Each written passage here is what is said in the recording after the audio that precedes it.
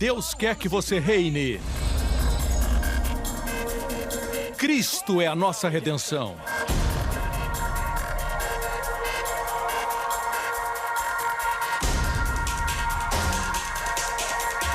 Deus é justo e faz o pecador justo.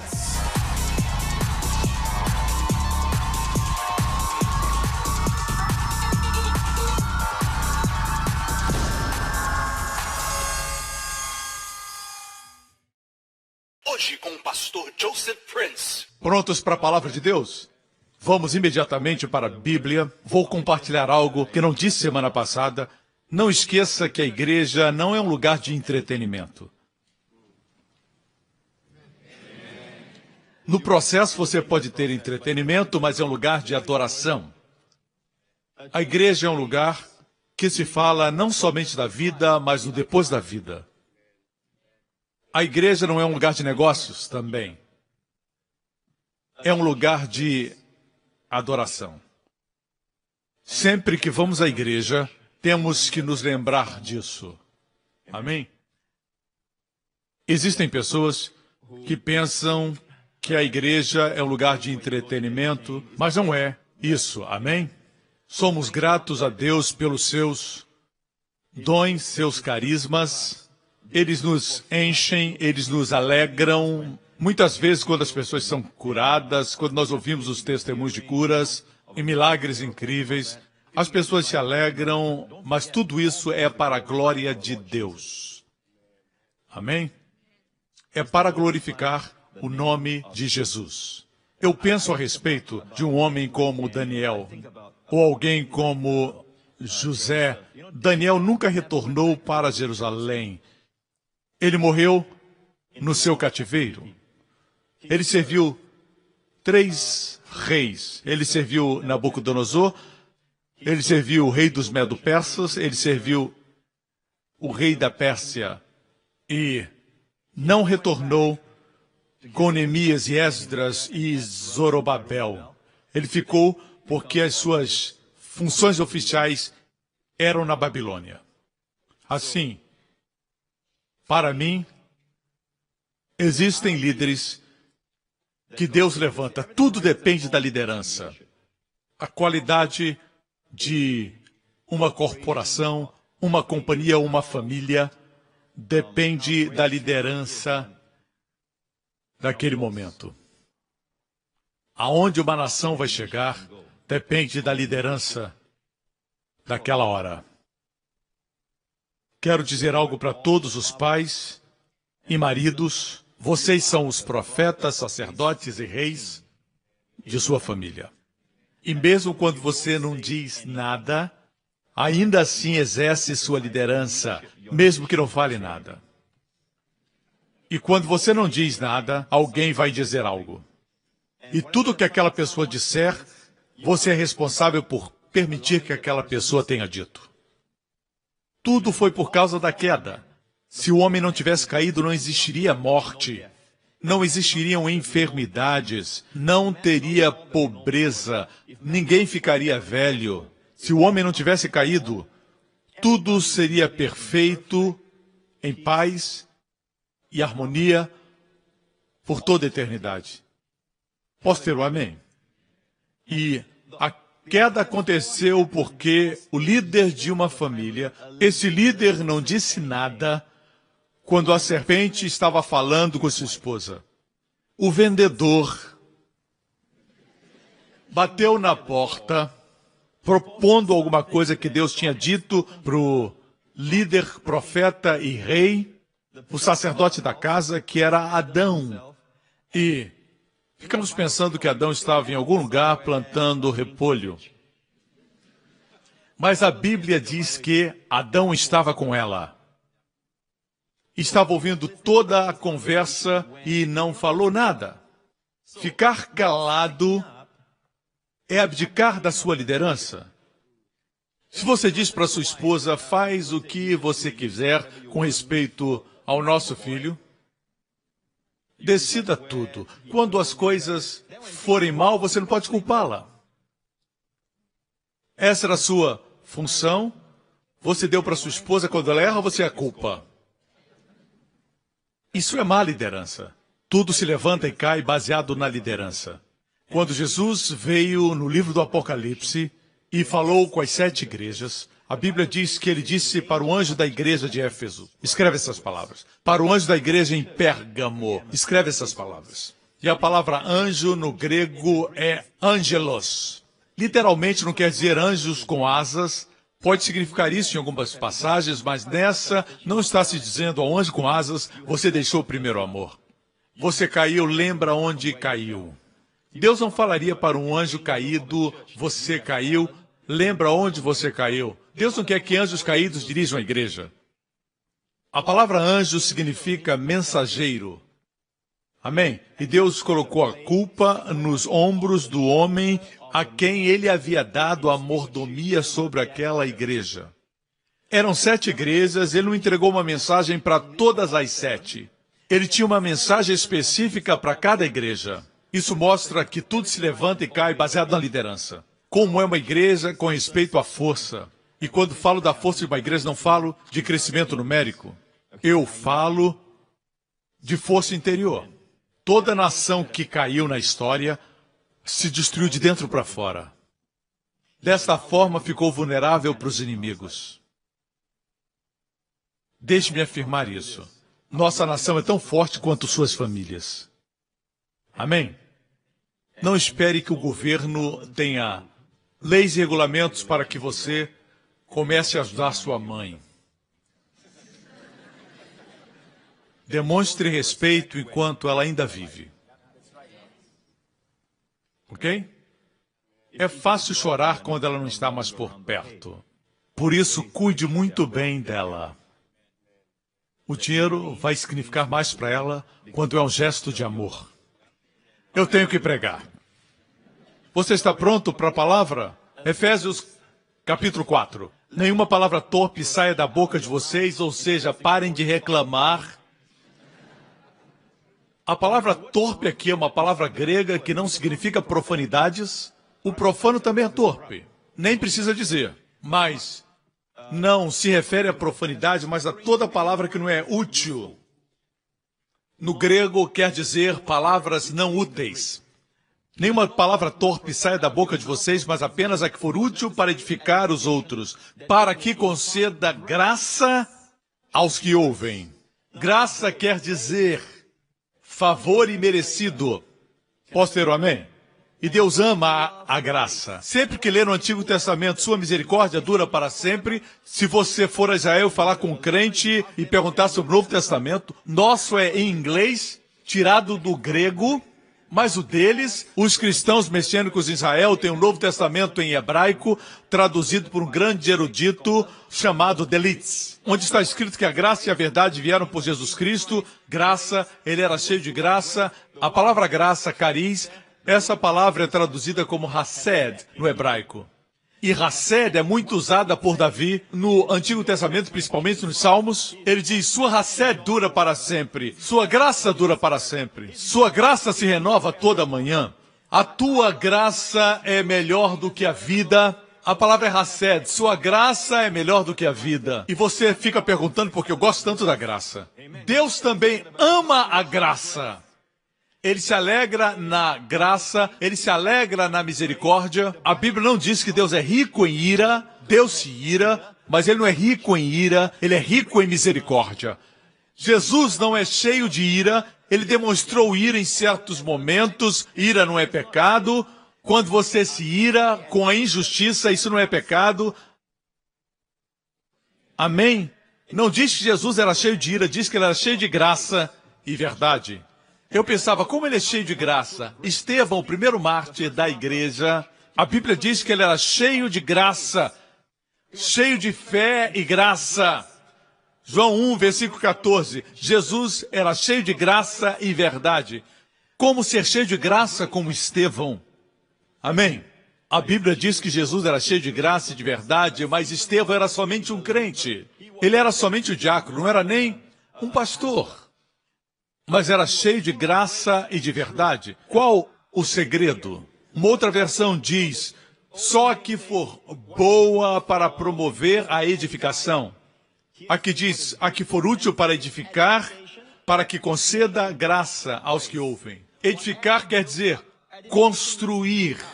Essa palavra vem da palavra grega oikodomeo, que quer dizer construir um prédio.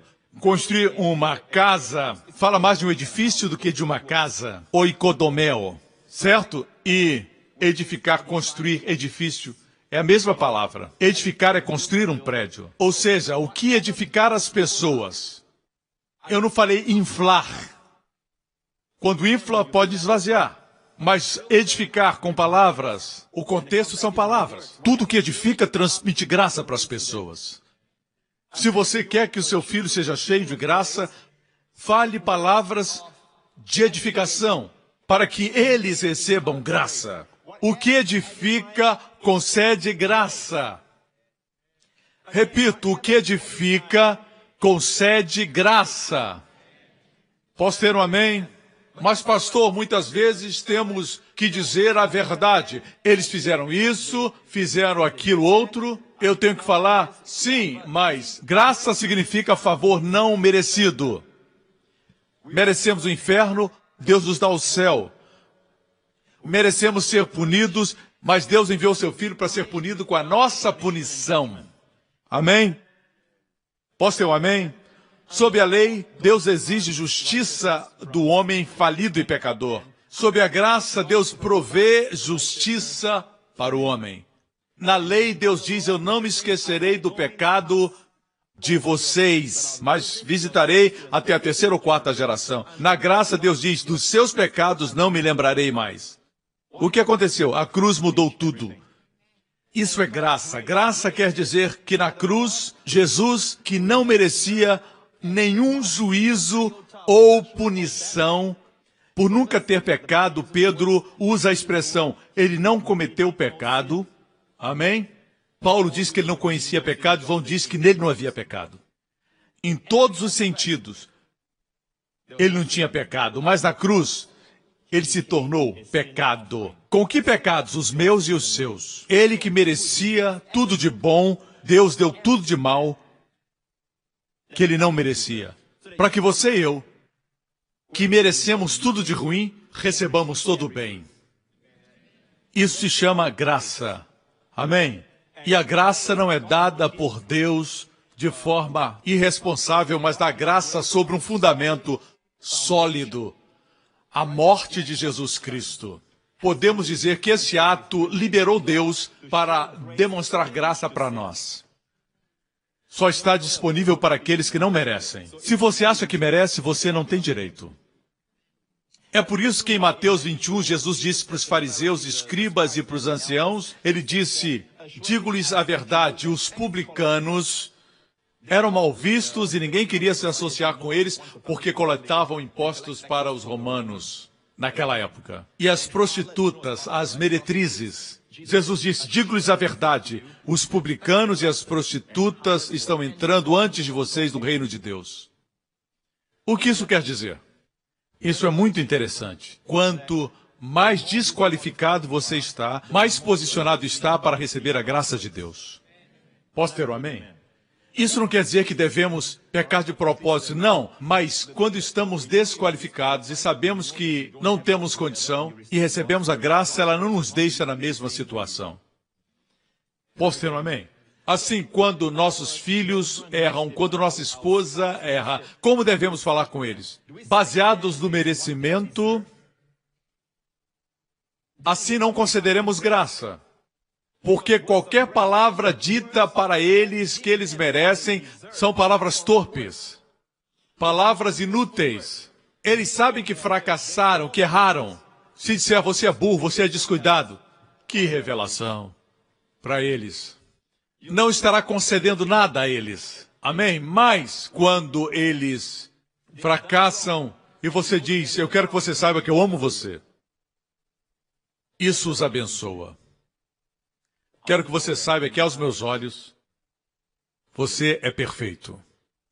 Aos meus olhos. É assim que Deus nos vê, irmãos. Amém? E ninguém pode dizer que você é cego. Os olhos são meus. O filho é meu. É minha esposa. Faça o que quiser com os seus. Esses são os meus olhos. Assim os vejo, e assim que diz Cantares de Salomão, o amado diz para a amada, você é totalmente desejável, eu não vejo nenhuma falha em você. Como isso é possível? São os olhos de quem ama. Glória a Deus, esse que nos ama é o Senhor Jesus. E Ele diz que não vê mancha em nós. Nada mais lindo do que ver alguém que ama. Não vejo nada errado nele. Nenhuma falha. Não é que não existam falhas, é que ele não vê as falhas. Quando Israel peregrinava pelo deserto, chegou a uma região na terra de Moabe, e lá a Bíblia diz que havia um mago que tudo o que ele amaldiçoava era amaldiçoado. O rei, com medo de Israel, contratou esse mago para profetizar contra Israel. O próprio Deus colocou palavras na boca desse mago. E ele disse que Deus não contemplou iniquidade, Deus não contemplou pecado em Israel. Mas se fosse ao acampamento de Israel, veria que eles estavam murmurando e reclamando. Mas aos olhos de Deus, ele não contemplou iniquidade. O fato não é que não havia iniquidade, mas que Deus não contemplou iniquidade. Por que isso? Porque ofereciam ofertas queimadas, uma figura de Cristo na cruz. Enquanto subia o cheiro suave e agradável, Deus se lembrava do seu filho. Deus olhava para o futuro, via seu filho morrendo pelos pecados deles e dizia, eu não vejo pecado. Porque os olhos de Deus são olhos de justiça, olhos de amor, perfeitos. Não podia haver pecado em dois lugares ao mesmo tempo. Se Deus colocou seus pecados sobre Jesus, ele vê você sem pecados. Você é perfeito? Não. Você ainda peca? Sim. Mas Deus não contempla pecado em você. Por isso é perfeitamente normal falar com os seus filhos com amor e favor imerecido, porque está concedendo graça para eles. Amém? E a graça é a única coisa que pode vencer o pecado na vida deles. Mas eu quero que eles deixem aquele vício, aquela companhia ruim. Mas o que eles precisam é da graça. Se você pudesse parar de fazer aquilo que você precisa parar, por que não parou ainda? Não precisaria Jesus. Mas não, os 10 mandamentos, não, não, não. Nem todos dizem não. 8 dizem não. Um diz, honra seu pai e sua mãe. E o outro diz, observe o sábado. E se aplica ao povo judeu. Amém? Eles vivem a vida de tal forma que para eles, no sábado, começa a semana de trabalho para eles. Para nós é o domingo, o dia do Senhor. Ele concluiu tudo no sábado e no domingo ele ressuscitou. Por isso adoramos no domingo. Posso ter um amém? O sábado é uma figura do antigo. Amém? O dia do Senhor é uma figura do novo. O domingo é o dia do Senhor. Representa o novo começo. Posso ter um amém? O Senhor instituiu isso. Por isso vemos a expressão, quando ele ressuscitou, no fim do sábado, no grego, final de todos os sábados. Jesus ressuscitou. Amém. Assim, a Bíblia nos diz que devemos edificar para que conceda graça aos que ouvem. A expressão para que, riná no grego, para que possamos conceder graça. Tudo que edifica concede graça. É por isso que para alguns de vocês que oram em línguas, quando oram no Espírito, por alguma razão, meu filho Justin, quando eu oro em línguas, ele ri. Então ele ora. Eu não sei se ele está sendo cheio. E ele fala, yaba, yaba, yaba. Eu toco no seu peito e começo a falar em línguas e ele começa a rir e para. Eu oro por ele, mas não sei se ele está cheio ou não. Mas ele acabou de completar 3 anos, 2 dias atrás, mas Deus nos deu esse incrível dom. E por quê? Em 1 Coríntios 14:4, diz, quem fala em língua, o que acontece, igreja? A si mesmo se edifica. Você sabia que você é um prédio, um edifício? Existe um ensinamento que diz que quando você fala em línguas, você edifica o seu homem interior. Mas quando leio a Bíblia, eu não vejo isso. É claro que o homem interior é edificado, mas a Bíblia diz, edifica-se a si mesmo, o homem no seu sentido total. Inclusive o corpo. É do corpo que Deus diz, não sabeis que sois templo do Espírito Santo? Quando você ora em língua, você edifica-se a si mesmo. Todas as partes do seu corpo. Você é o templo do Senhor. E Deus cuida do seu templo. Ele colocou o Espírito Santo em nós, com essa língua especial, porque quando você necessita de reparo, porque o telhado, ou o sistema de áudio, ou as janelas estão com problemas, ou mesmo seus órgãos internos não estão funcionando bem. É hora de orar no Espírito, porque quem ora em língua edifica-se a si mesmo. Edifica-se a si mesmo. Eu encontrei o segredo de como ser cheio da graça e edificar-se a si mesmo. Tudo que edifica, em parte, graça. Tudo que edifica, concede graça. Quanto mais eu oro, mais me edifico. Quanto mais me edifico para conceder graça. Minha edificação é para ministrar e conceder a graça. É assim que somos cheios da graça. Amém? Orando em línguas. Eu tenho todo esse ensinamento disponível, o material está todo disponível, mas minha mensagem hoje não é sobre línguas. Certo? Mas o fato é que as pessoas estão estressadas, as pessoas têm problema de pressão. Como é que eu controlo tudo isso? Como é que eu construo meu sistema imunológico? O remédio de Deus é falar em línguas, o efeito colateral é que vão lhe chamar de maluco.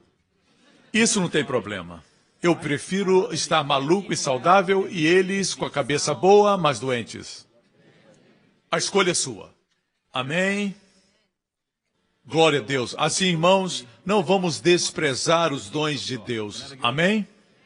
Um pequeno dom, como falar em línguas, e as pessoas desprezam. Por que existe tanta oposição a isso? Entre as igrejas e até denominações, com respeito às línguas, o poder de uma verdade se constata pela oposição que o inimigo faz contra ela. Como a graça, porque a graça é atacada. O diabo tem medo da graça.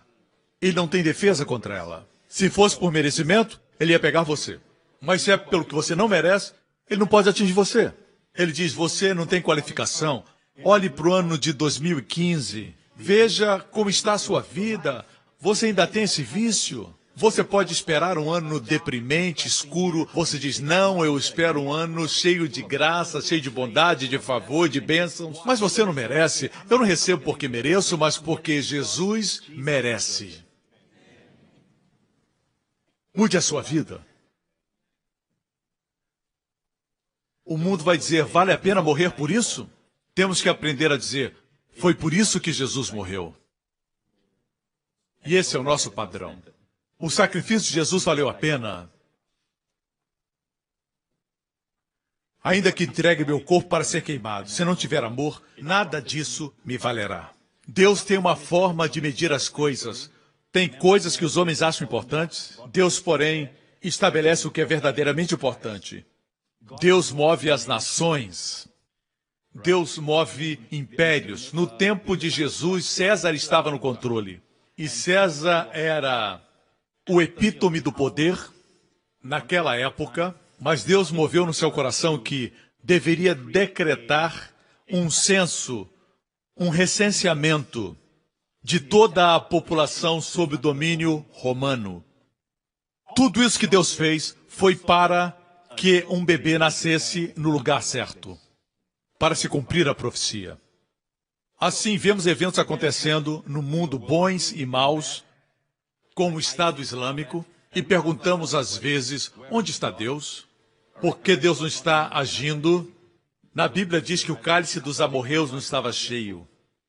Deus age na hora certa. Deus não destruiu o faraó e seu exército no palácio. Deus não os destruiu quando estava oprimindo o povo de Deus. Deus não os destruiu no caminho. Deus os destruiu na hora certa e da forma certa, quando Israel sabia que não existia forma de ir adiante e nem forma de retroceder. Então Deus agiu. Deixe-me afirmar isso.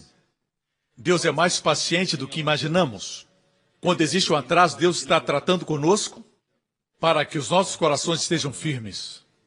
Quando o milagre chegar, vamos nos orgulhar e saber que foi Deus que deu. Veja que nós temos um exemplo que mesmo o nosso Pai Celestial fez isso com o Filho, Jesus Cristo.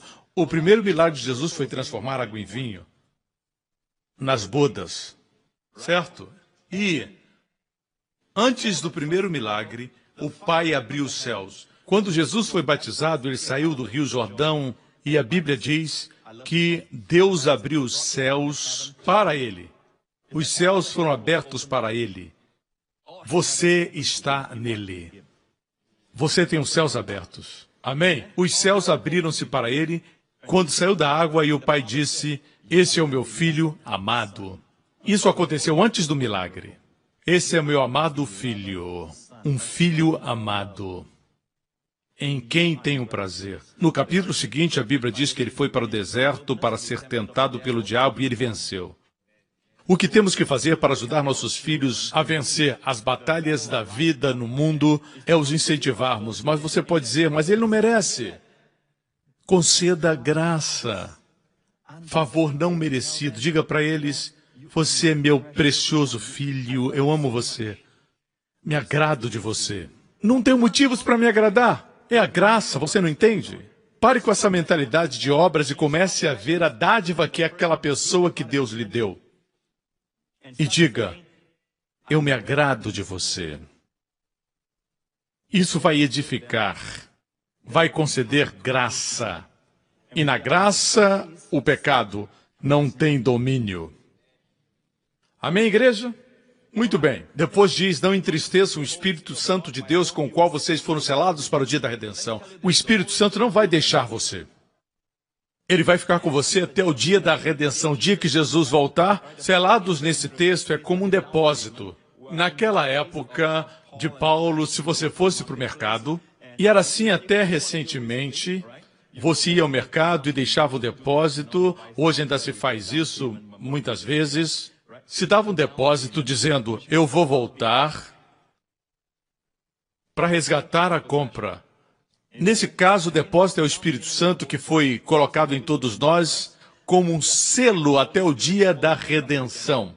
Algo selado demonstra propriedade. Naquela época era selado com tinta vermelha. E o vermelho representa o sangue de Jesus. Você pertence a Ele. E Ele vai voltar para você. Você não pode perder a salvação. Pode até entristecer o Espírito, porque você está selado com Ele. Se o Espírito deixar você, quando você pecar, não faria sentido dizer, não entristeçais o Espírito Santo, com o qual está selado, para o dia da redenção. Não faria sentido. Vocês me acompanham? Mas nós somos salvos, e quando somos salvos, somos selados para sempre. O Espírito Santo não nos deixa, mas diz que não devemos entristecer o Espírito. Como entristecemos o Espírito? Esse é um assunto que eu já tenho falado outras vezes. Quando eu era jovem, eu me lembro no movimento carismático, quando Deus derramava o seu Espírito sobre toda a carne e as pessoas eram batizadas com o Espírito Santo falando em línguas, vidas eram transformadas, milagres aconteciam. Eu ainda lembro, um dos pontos negativos é que quando as pessoas ficavam conscientes da presença do Espírito, deixavam a Bíblia de lado. Somente o Espírito, sem palavra, você explode. Só palavra, sem o Espírito, você fica seco. Muita palavra, muito Espírito e você cresce. Lembre-se, na nossa igreja nós cremos em falar em línguas, mas valorizamos a palavra. Posso ter o amém? Por isso você cresce. Amém? Eu me lembro quando estava numa livraria evangélica e ouvi alguém conversar, não sabiam que o futuro pastor estava lá. E eles diziam, essa senhora veio para a nossa célula e ela usa uma maquiagem horrível, é sempre muita maquiagem, e ela é assim, ela é aquilo outro. E como adolescente eu estava lendo meu livro, e o Espírito de Deus me disse, isso é somente ciúme. Ciúme da moça. E ela disse, o Espírito se entristeceu. E pensei, como é que ela sabe que o Espírito se entristeceu? E ela continuou dizendo, no momento que ela entrou na nossa célula, eu senti no meu espírito que o Espírito se entristeceu. Não, ela estava com ciúmes. Foi seu coração ciumento que estava triste. Teve ciúme da moça. As pessoas usam essas coisas dizendo, estou entristecida, não gosto da sua aparência, fiquei triste com você.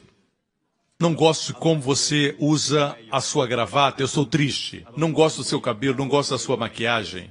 E dizem sempre que estão entristecidas. Mas deixe-me mostrar o contexto aqui. Eu gosto de pregar em contexto. A palavra para entristecer é sulio, em grego. O Senhor Jesus e o Espírito são um. Tudo que Jesus experimenta, o Espírito também, porque eles são um. Ok? A palavra entristecer é sulio, só para o seu conhecimento. Vemos sulio na vida de Jesus. E o único lugar onde diz que ele se entristeceu está em Marcos 3. Noutra ocasião, ele entrou na sinagoga e estava ali um homem que tinha uma das mãos atrofiada. O observavam atentamente. Eu acho isso muito interessante. Esses religiosos, Jesus estava lá, um homem tinha a mão atrofiada, um dos membros tinha a mão atrofiada, e observavam a Jesus para ver se iria curá-lo. Sabiam que ele podia curar. Queriam ver se Jesus iria curá-lo para que pudessem acusar ao Senhor. Isso é terrível. Tem pessoas que querem transformar o cristianismo numa prisão religiosa. Jesus disse para os religiosos: as prostitutas e publicanos estão entrando no reino antes de vocês. Deixe-me dizer, Deus é contra o pecado, eu também sou, mas existem pecados que Deus acha mais fácil lidar do que aqueles que têm justiça própria, que se acham justos. O primeiro pecado foi de justiça própria. Se quer ser como Deus, coma desse fruto. Não foi pecado de adultério ou de homicídio. Não, foi o pecado de justiça própria. Você me acompanha? Está aprendendo? O observavam atentamente. Versículo 3. Jesus disse ao homem da mão atrofiada: levante-se. Eu amo o estilo de Jesus. Ele não ficava enrolando. Ele disse: levante-se e venha para o meio. Depois Jesus lhes perguntou: o que é permitido fazer no sábado, o bem ou o mal? Salvar a vida ou matar? Eles silenciaram. Irado, olhou para os que estavam à sua volta. Irmãos, essa é a primeira vez que se vê na Bíblia que Jesus ficou irado. Você deve estar pensando na ocasião que ele foi e virou as mesas dos mercadores no templo. Certamente naquela ocasião Jesus ficou irado, mas isso não foi registrado. A palavra ira não aparece no texto. Nós imaginamos, achamos. Nessa passagem aparece a palavra. Vamos ver o que faz o Senhor ficar irado. Não somente irado, entristecido. E a palavra entristecido é a mesma palavra, sulio. Aqui, san sulio, que quer dizer entristecido. Como o Espírito Santo. O que entristece ao Senhor? Irado olhou para eles entristecido por causa dos seus corações endurecidos. A falta de graça, um coração duro. É isso que entristece o Senhor. Você não abre o coração para a graça, você ouve falar da graça e você fica irado, dizendo isso é licença para pecar. Amém. Ele está incentivando o povo a quebrar o sábado. O que isso tem a ver com alguém ser curado e salvo? Amém? Coração duro, não aceitar a mensagem da graça quando as prostitutas e os publicanos aceitavam a mensagem. Não respondiam à graça de Deus. Isso é terrível. Todos aqueles que receberam milagres de Jesus eram pecadores, os surdos, os cegos, os leprosos que foram curados. Os que não receberam foram os líderes religiosos daquela época. Pense nisso. Ele é o mesmo ontem, hoje e para sempre. O que impede as pessoas de receberem é a falta de graça, coração endurecido. Diga para o seu vizinho, não tenha um coração duro. Acorde aquele que está dormindo e diga, está dormindo porque o coração está duro. Eu não estou vendo ninguém dormindo, só estou brincando. Aqui diz entristecido, a mesma palavra. O que entristece o espírito? Falta de graça. Voltemos a Efésios. Não entristeça o Espírito Santo. Perceba o contexto. Quando suas palavras não são graciosas, quando você fala para as pessoas aquilo que você acha que elas merecem, quando você faz isso, você entristece o Espírito Santo. Por outro lado, se suas palavras são cheias de graça, agradam o Espírito, às vezes você pode sentir, consegue sentir. Amém? Jesus foi elogiado pelo Pai quando ele disse, você é meu filho amado. Ele não tinha feito nenhum milagre. Isso aconteceu no lugar mais baixo da terra.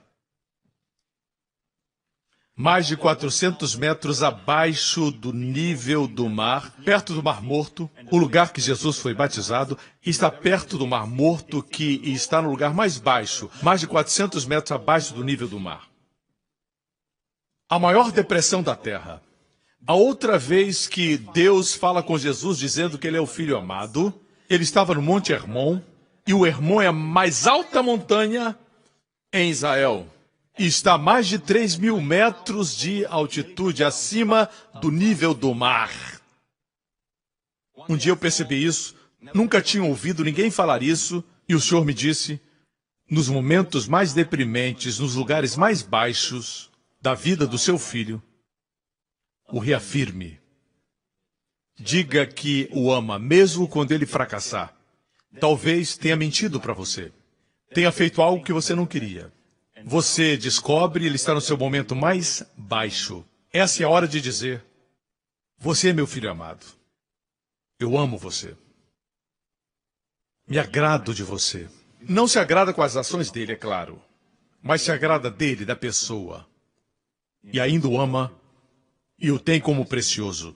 Nos seus piores momentos. Mas quando eles ganharem algo, triunfarem em algum aspecto, conseguirem alguma coisa e estão no seu momento mais alto, também os reafirme. Porque no meio dos amigos ele olha para você. Não seja alguém duro, eu sou o mesmo ontem, hoje e para sempre. Seja um pai que reafirma seus filhos.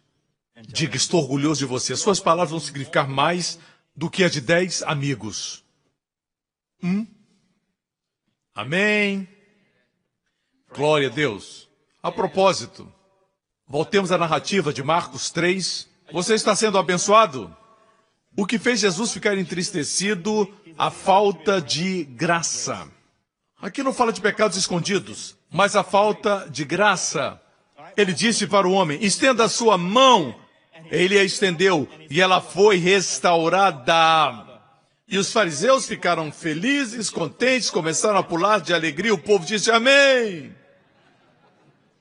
Desculpa, não foi isso. Mas diz, então os fariseus saíram e começaram a conspirar com os herodianos contra Jesus sobre como poderiam matá-lo. O mundo tem uma resposta pervertida, louca, quando se fala da graça. Vemos uma outra história onde Jesus expulsou o demônio de um homem endemoniado. Ninguém se atrevia a chegar perto daquela rua, daquele despenhadeiro. Ninguém ousava se aproximar porque tinha um homem endemoniado. Quando era atado, ele quebrava as cadeias porque tinha força sobrenatural. Ele estava possuído com 1.000 a 2.000 demônios. A Bíblia diz que era uma legião. E Jesus disse, saiam, e todos os demônios saíram. E a Bíblia diz que ele foi para a presença do Senhor vestido. Antes ele estava nu, agora estava com a mente saudável. Antes estava louco, vestido e saudável aos pés de Jesus. Assim estamos nós. Sentados aos pés de Jesus, vestidos, graças a Deus, e com a mente sã. Irmã, seu marido está com a cabeça boa. E o povo de Gadara veio, e o que eles disseram a Jesus? Saia daqui, não queremos o senhor aqui. E Jesus entrou no barco com seus discípulos e foi. Podiam ter trazido todos os enfermos. Jesus, meu nariz é torto, o senhor pode endireitar? Podiam ter ido a ele e aproveitado a graça de Deus, favor imerecido. Incrível, as pessoas ainda lutam contra a graça. Ah, esse pastor não fala de arrependimento? Jesus não disse para o endemoniado gadareno se arrepender?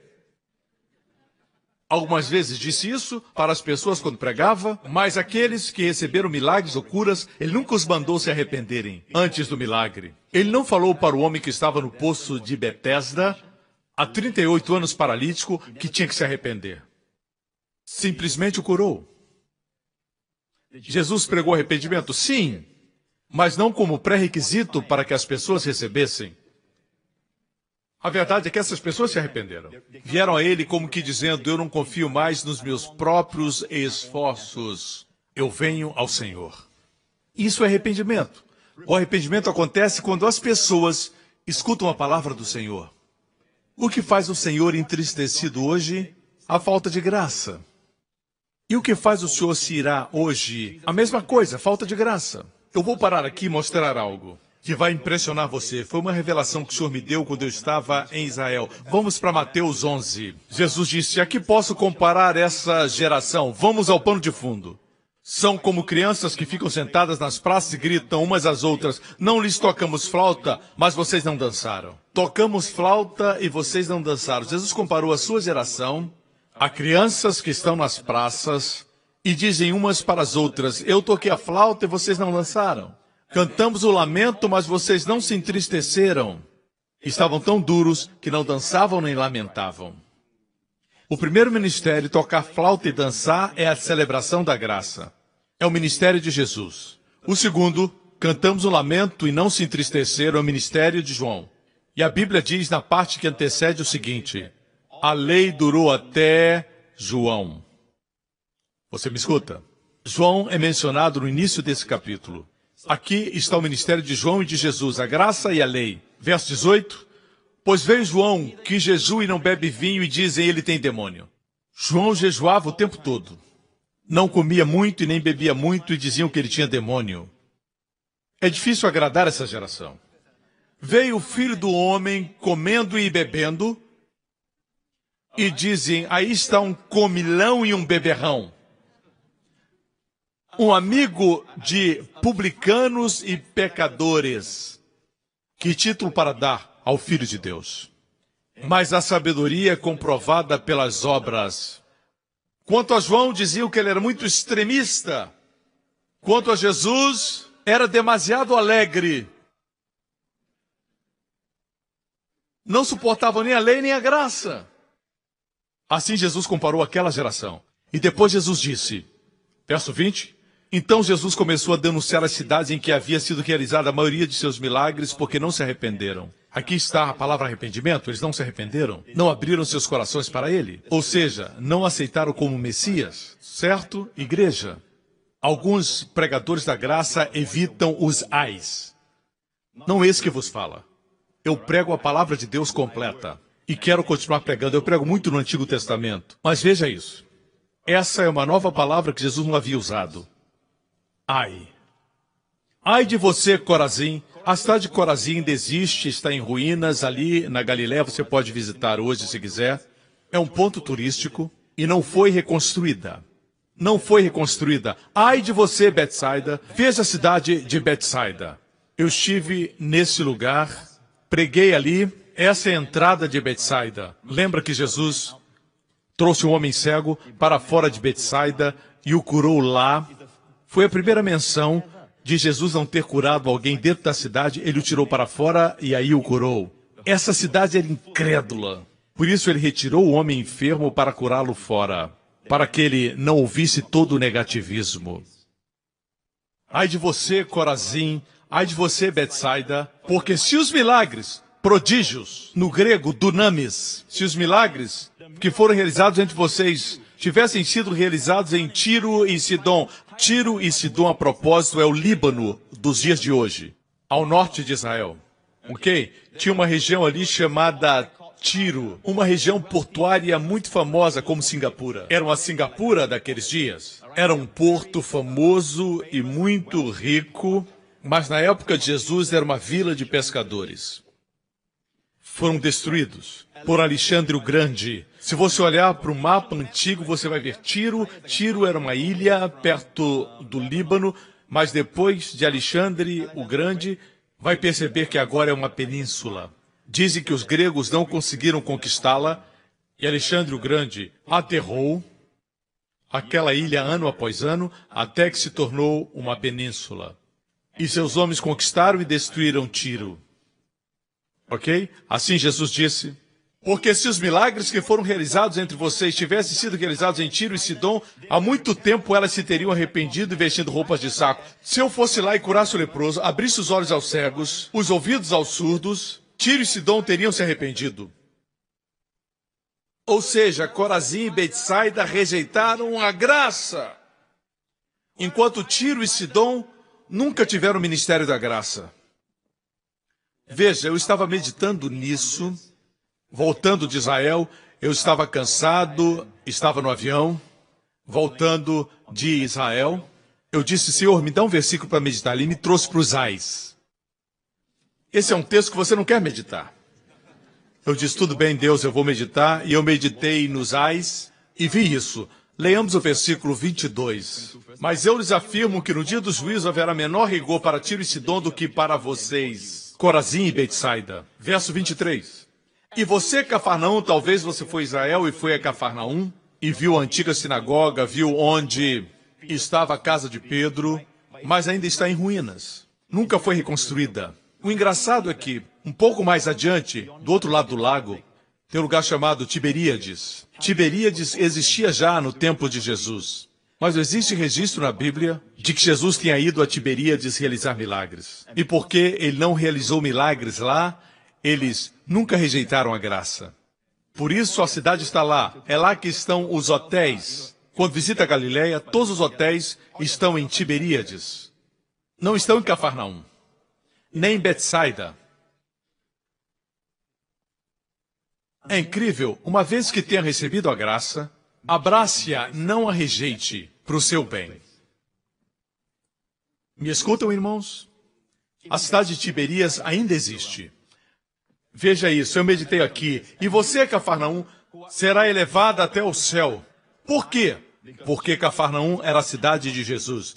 Leia os evangelhos. Jesus ficava lá, provavelmente na casa de Pedro, durante o seu ministério, na Galileia. E quando ele estava lá, ele ressuscitou a filha de Jairo, curou a mulher do fluxo de sangue, fez muitos milagres. O homem cujo filho estava morrendo, ele realizou milagre para ele. E Cafarnaum foi elevada ao céu porque Jesus esteve lá. Você, Cafarnaum, descerá até o Hades, o inferno. Se os milagres que em você foram realizados tivessem sido realizados em Sodoma, e Deus me disse, para aí. E naquele avião, Deus me disse, lembra de Sodoma? Eu disse, sim, Senhor, eu vou lhe mostrar algo. Jesus disse, se os milagres que em você foram realizados tivessem sido realizados em Sodoma, ela teria permanecido até hoje. Ou seja, teriam se arrependido. Uau! Não sei se você percebeu. Sabe o que fazemos? Ao invés de demonstrar grandes milagres para o mundo, nós tentamos pregar para eles. Mostramos para eles os erros e pecados que praticam, mas se falarmos para eles, querem que oremos por vocês? Tem alguma área em sua vida, uma depressão, outra razão que eu possa pedir um milagre poderoso na sua vida? Se eles têm uma enfermidade ou doença, você tem que dizer, posso orar por você? A forma de alcançá-los nesse contexto não é a pregação, mas a demonstração dos milagres poderosos de Jesus. Ore em línguas e diga, o poder de Deus está disponível, a graça de Deus está disponível, posso orar por você? Amém? Estava meditando nos ais, e Deus deu uma chave. Não condenar, mas orar. Amém? Mas eu lhes afirmo que no dia do juízo haverá menor rigor para Sodoma do que para você. A forma como Deus vê o pecado não é a forma como a igreja vê o pecado hoje. O que Jesus está dizendo é que a rejeição da graça é pior do que qualquer outro pecado. Estou certo? Estou lendo corretamente?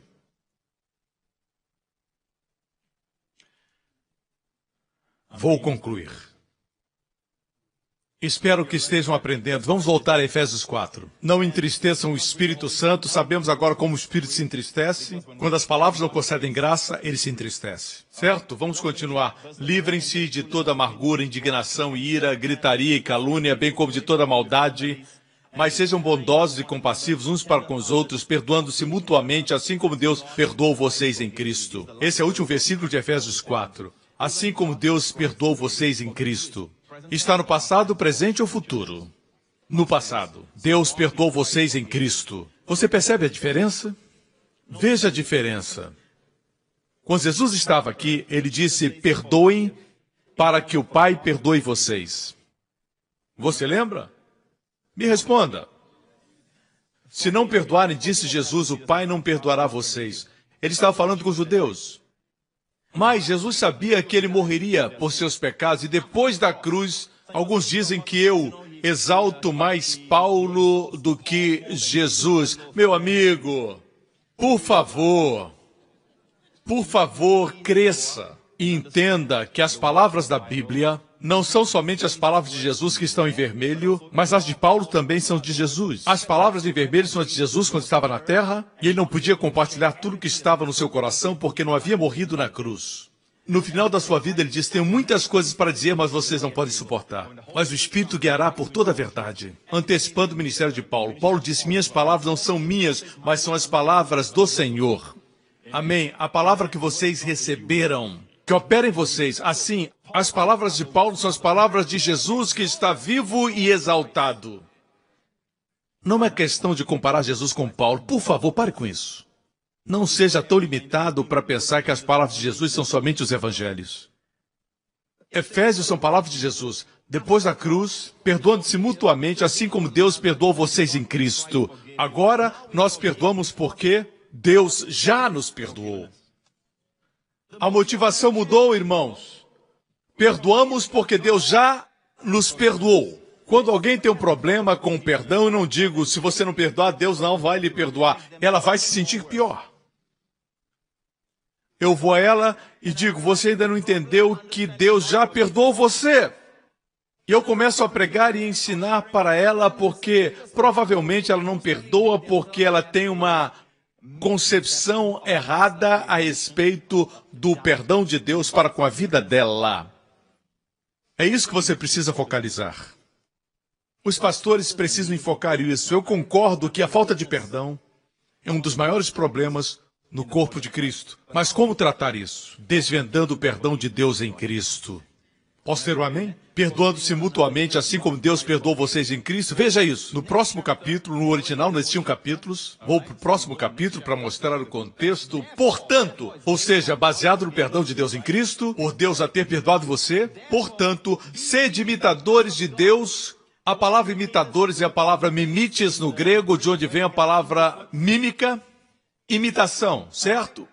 Portanto, sejam imitadores de Deus como filhos amados. Em algumas Bíblias em inglês a expressão é queridos, e eu acho uma expressão muito fraca. Em grego é a palavra agapetos. Agapetos é a palavra amados. Na maioria das versões está correto. Sejam imitadores de Deus como filhos amados. Como filhos amados. Em outras palavras, olhe para mim, aqui tem uma revelação. Você quer que seus filhos sejam como você? Quer que eles o imitem? Meu filho me imita muito. Minha esposa diz: para de falar como seu pai, por favor. Está imitando muito seu pai. Quando eu digo para ele, Justin, e se eu digo algo, ele repete. Eu digo: você está feliz? Ele diz: eu estou feliz. Você é um menino barulhento? Ele diz: eu sou barulhento.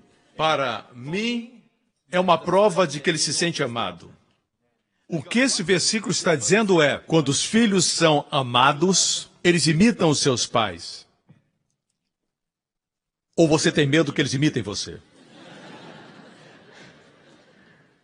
Em outras palavras, não temos que pregar tanto para eles, ameaçar e intimidá-los. Eles vão nos imitar quando forem amados, muito amados.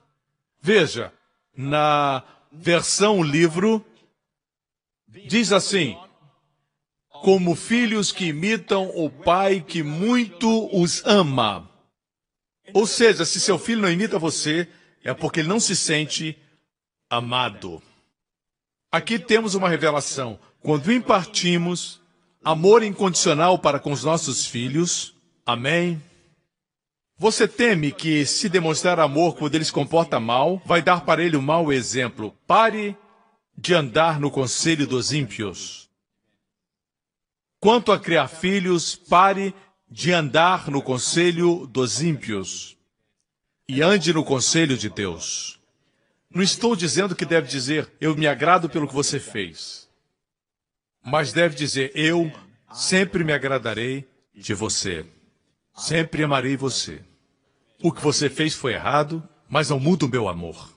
Quando estão muito deprimidos e escutam isso, sabem que são amados. E a Bíblia diz que quando sabem que são amados, imitam você. Se vai à igreja, eles querem ir. Você ama sua esposa, eles vão amar a esposa. Amém? Por isso, antes de se casar, para os jovens que estão aqui, olhe para a mãe dela. Assim vai ser sua namorada daqui a 20 anos. Você quer saber como seu namorado vai ser? Daqui a 15 anos, olhe para o pai dele. Amém? Glória a Deus. Vocês estão aprendendo? Está lhe abençoando? Ajudando? Lembre disso. Certo? Pecado é pecado. Mas Jesus disse que haverá menos rigor para Sodoma do que para Cafarnaum. Rejeitar a graça é a pior coisa. Quando as pessoas criticam quem entrega a graça e o povo para de ler e de escutar aquele pregador, por causa do que alguns líderes estão dizendo, cometem um dos piores pecados. Quando eu estava em Israel e esse guarda de segurança foi salvo, certo? Minha mensagem foi o Evangelho da Graça. Já percebeu que o Evangelho da Graça está alcançando os judeus? Eu digo, igreja, tem pessoas que são salvas e você não sabe. Por causa do Evangelho da Graça. É a única resposta para esse mundo perdido. Jesus morreu para nos dar esse Evangelho. Amém? Essa é a minha mensagem hoje. Glória a Deus. Vamos dar a Ele louvor, aleluia. Todas as cabeças baixas e olhos fechados. No final de Mateus 11, logo depois de ele ter dito os ais, ele disse, vinde. Foi uma nova palavra. Vem da palavra grega, quer dizer seguir. Mas nesse contexto, ele disse, vinde, vinde, não a uma igreja, vinde a mim. Não ir a um homem, não ir a um ensinamento, mas vinde a mim, disse Jesus, e lhes darei descanso. Eu gosto do grego. O grego diz, eu, minha pessoa, eu vou descansar você. Quando vier a mim, não vai ter que aprender os passos do relaxamento. Quando vier a mim, não vai ter que aprender a respirar profundamente. Quando vier a mim, não vai precisar relaxar. Eu vou descansar você. Simplesmente venha. Incríveis coisas acontecem quando alguém vem a Jesus. Quando o enfermo vem, ele não tem que se curar. Ele o cura. Quando o cego vem a ele, não tem que se esforçar para ver. Ele abre seus olhos. Hoje, você tem necessidades? Procurando ajuda aqui e acolá, olhando horizontalmente, ao invés de vir a Ele? Venha a Ele. E diga, Senhor, eu tenho esse problema. É físico. Os doutores dizem isso, aquilo, mas Jesus, eu venho a Ti. O médico dos médicos. O Senhor levou essa doença no seu corpo, porque me amou. E amigo, Deus quer que você saiba que, assim como Ele quer, que você declare para o seu filho que o ama muito, Ele quer que você saiba que é muito amado por Ele. Eu disse, você é muito amado, profundamente amado por Ele. Isso não é religião. Você não está vindo a um Deus distante tentando agradá-lo com sacrifícios e ofertas. Não. Deus já se agradou de você quanto à sua justiça, com respeito aos nossos pecados, na morte do seu filho. Deus enviou o seu filho para esse propósito, para que a sua justiça fosse cumprida. E foi cumprida. Deus se agradou com o que o seu filho fez. Por isso, quando alguém se aproxima de Deus, em nome do seu Filho, o que Deus sente pelo seu próprio Filho é transferido a você. Amigo, onde você estiver agora, eu não acredito que Deus o trouxe aqui somente para ouvir um bom sermão e sair do mesmo jeito que entrou. Não, amigo. A eternidade é real. Aqueles que morreram antes de nós estão caminhando nas ruas de ouro e acredite em mim, eles estão mais vivos do que nós. Nós estamos aprisionados nesse corpo. Mas um dia, diz a Bíblia, teremos um novo corpo. Tudo foi pago pelo sangue de Jesus que foi derramado no Calvário. Coloque a sua confiança nele, em Jesus Cristo. Confie nele. Se sua consciência está sendo acusada pelo pecado, confie nele. Cristo morreu por seus pecados. Se esse é você, onde estiver, faça essa oração após mim, bem como aqueles que me assistem pela televisão. Diga após mim: Pai Celestial, eu creio que Jesus Cristo é o Filho de Deus e que Ele morreu na cruz por meus pecados. Ressuscitou dos mortos sem meus pecados. Ele realizou uma obra perfeita, removendo meus pecados de diante do Senhor.